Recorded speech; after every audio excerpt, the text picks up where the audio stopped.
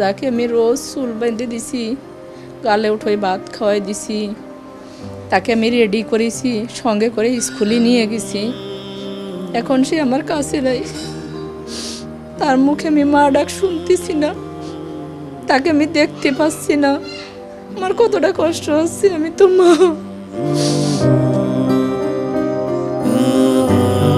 এতদিন হয়ে গেল, 5 দিন আজকে হয়ে যাচ্ছে, আমার মনিরে আমি পাইনি।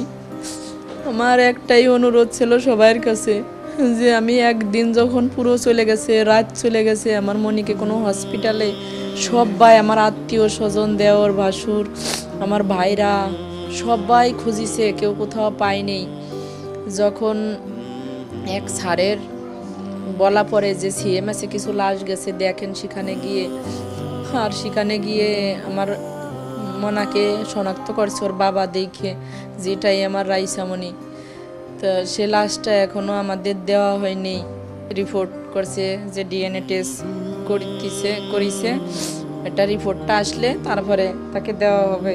আমার মনে হয় তো আমার কাছে আর ফিরে আসবে না, কিন্তু তার লাশটা হইলেও সে আমার কাছে ফিরে আসুক, তাকে কবর দিয়ে তার জানাজাটা পড়ায় সে স্মৃতি হিসেবে তার কবরটা দেখে আমাদের মনটাকে আমরা সান্ত্বনা দিই যে আমার পাখি এখানে আছে।